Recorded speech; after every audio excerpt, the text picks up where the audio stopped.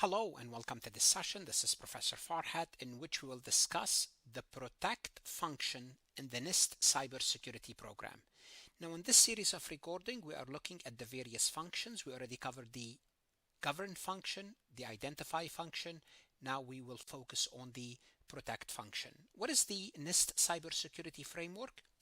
It's a voluntary set of guidelines that help organizations manage and reduce cybersecurity risk. Well, it's voluntary. You don't have to adopt it, but the government tells you those are the best practices to help yourself, to help your company. Therefore, you can adopt if you choose. The framework is adaptable in a sense that it can be tailored to any company, to any company's risk profile, industry size, so on and so forth. And the framework consists of 6 core functions, which we already covered 2 of the core functions, the govern and the protect. And in this session, we will cover the third one, protect. It's also consists of a profile and 4 tiers, which we will cover in a separate recording.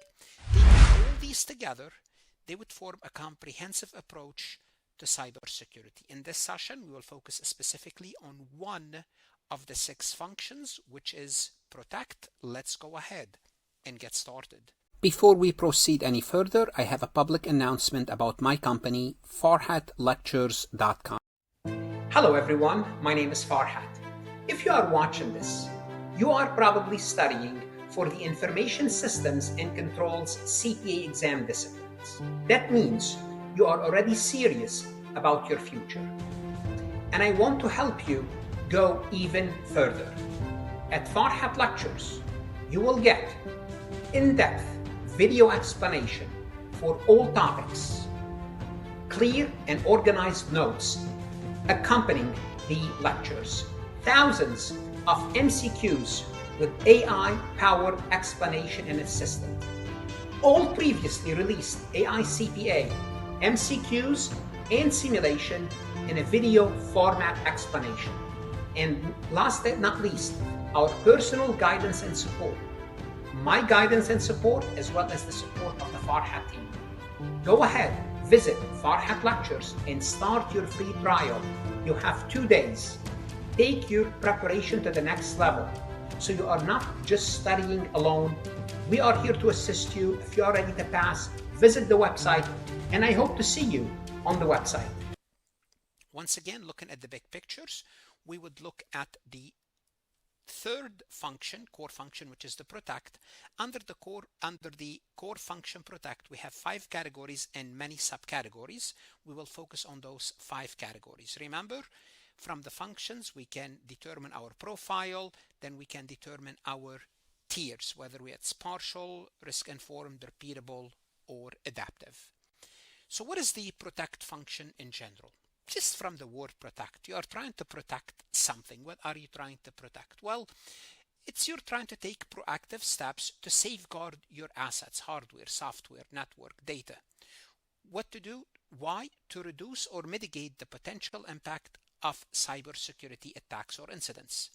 So how do you protect? Well, the core idea is to create multi-layers of defense. So not one defense, multi-layer of defense to effectively manage that risk, and making sure that critical systems are in working function and the data remains secure. So that's basically the purpose of the protect function.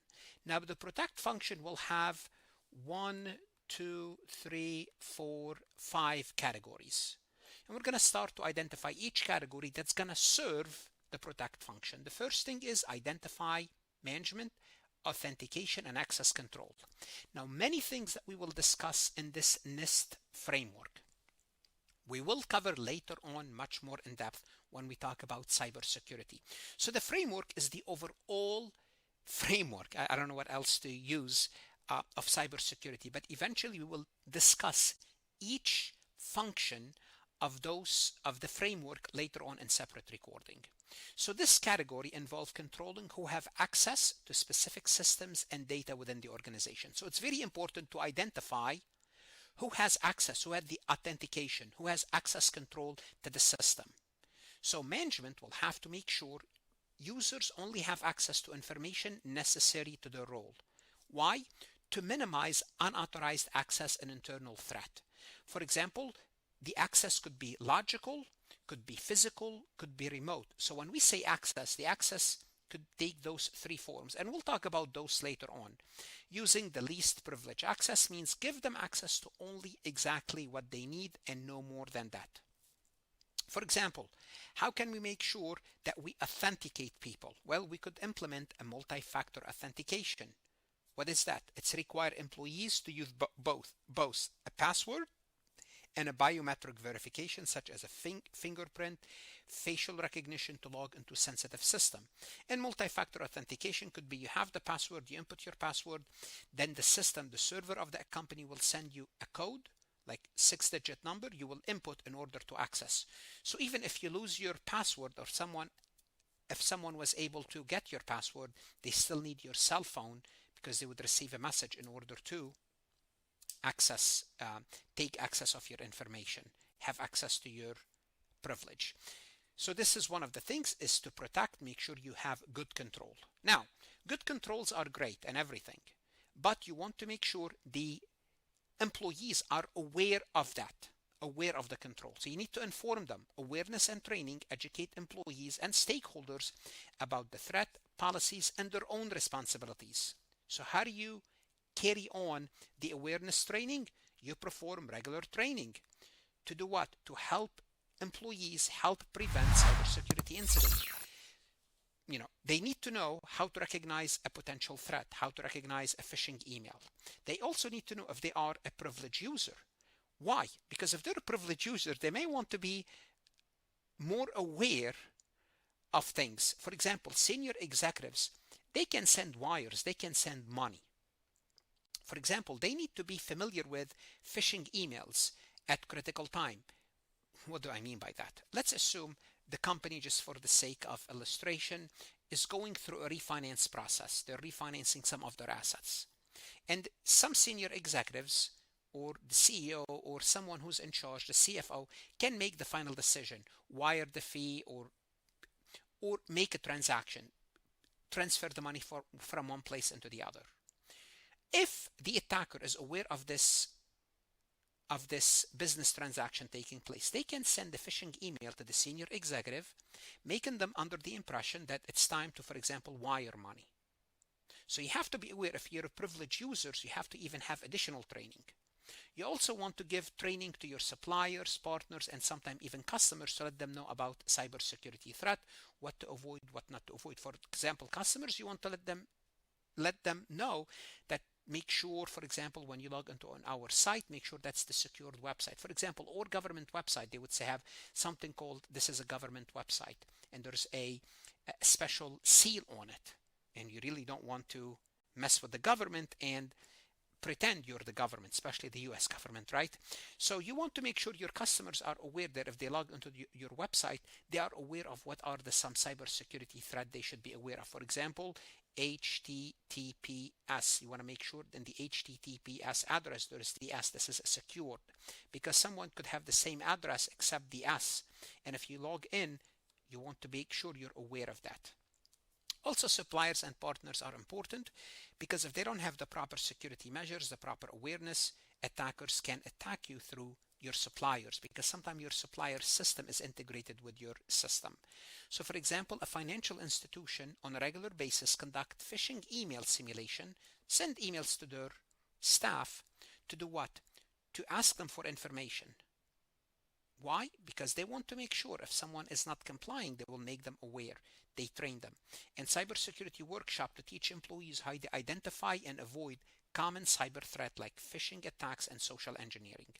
And what is phishing attack? Again, somebody will send you a website that you are familiar with. For example, if you have an account on Amazon or Walmart or some other common like PayPal, they'll ask you to update your password. And as a result, this is not a true email. You will input your password and they can record your password. Same thing with social engineering, but everything that we discuss here, we're going to cover much more in depth. We're going to have a whole session about cybersecurity threat, which will talk about phishing attacks, including how senior executives should be trained for that. But this is just an overview. So awareness training is important to protect your company.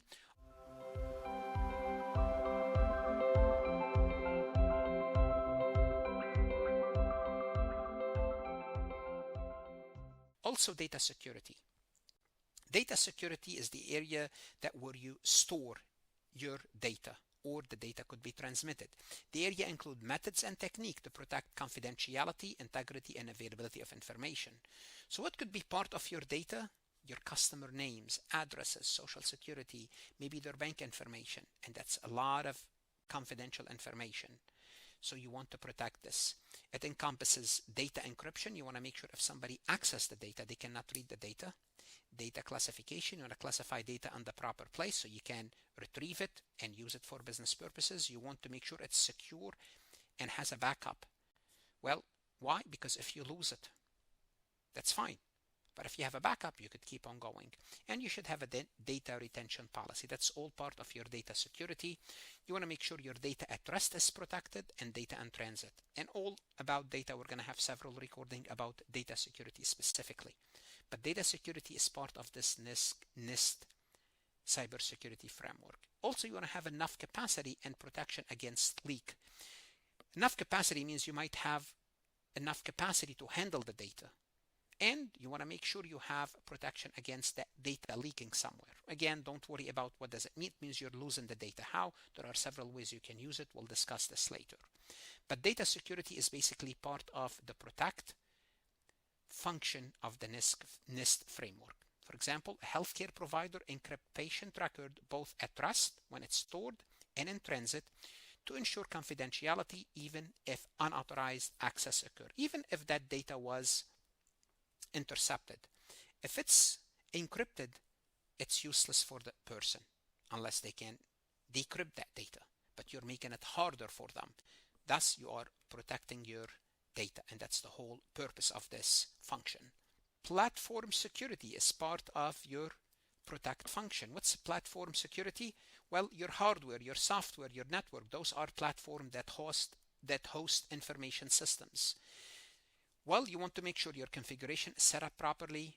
You have vulnerability scanning, looking for any open doors, applying security patches for your hardware, software, so everything is protected. For example, an online retailer update their server on a regular basis and apply security patches to mitigate vulnerability that could be exploited by cybersecurity. So the platform itself would need to be protected.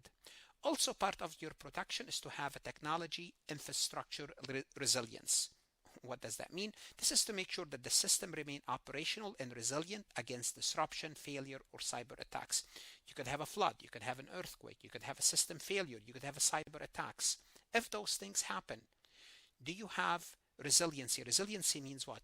Can you get up and running again real quick? How fast? Do you have a hot site, cold site, warm site? Basically a backup system.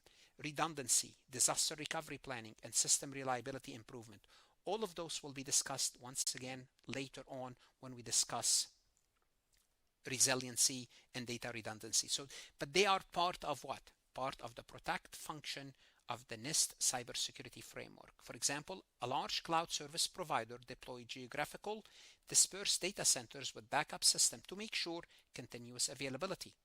Why? Because if the customer needs to access their application, if one system is down, we could have another system working. Even if one facility experiences a disruption or attack, the other facility in its totally different geographical location can be up and running. So once again, what we did in this session is we looked at the function of protect function within the NIST Cybersecurity Framework, and we looked at the 5 different categories. Now let's take a look at a multiple choice questions from Farhat lectures to basically apply what we just learned. Capstone Bank has implemented several security measures. Great, cybersecurity. Recently, an unauthorized access incident occurred due to compromised employee login credentials. Management wants to strengthen their security framework to prevent similar incident. Which measure would provide the strongest improvement? Now, when you are looking for the strongest improvement, you want to look at all your options before you answer. Why? Because strongest means you might have more than one answer correct, but you want the most correct answer that address what? That addresses your concern under the circumstances. Well, What's your concern? Unauthorized access because of compromised credential. Well, let's look at A. Implementing multi-factor authentication. How would that help? Well, multi-factor authentication would help in what? They would help in if someone's credentials are compromised. Although they are compromised, we still have a backup, a redundancy, a second line of defense, which is what? The multi-factor authentication. For example, they also need their cell phone, or they may need their fingerprint. So would you say multi-factor authentication would solve this problem? I would say yes, but I'm not going to take this answer choice before I read all the others, but that's a good answer choice. Increasing frequency of data backup. Well, that's good that you want to protect your data, but it does not deal with if someone's credentials were compromised, were stolen, were found. So B is good, but not relevant to our question. C, enhancing disaster recovery plan. Well, yeah, that's part of protecting, and disaster plan is important as part of your business resiliency, but it does not address the issue. D, conducting annual training session. Would annual training session help with unauthorized access due to compromised employee login credentials? Yes, it will help. Why? Because now the employee are more aware that their login credentials are important. But would it solve any immediate problem? And when would that take effect if we're conducting annual employee training? Yeah, that will help in the knowledge, but between A and D, I will definitely take A. A will solve my problem immediately. D will make me aware of the problem, which is good, but I need results. To get results, my answer is A. Implementing multi-factor authentication. As I predicted, this will be the best answer choice. What should you do now? Whether you are studying for the CPA exam or any other professional certification, invest in yourself. That's the best investment you can make. Visit Farhat Lectures for additional resources, multiple choice, including AI CPA questions. Good luck and stay safe.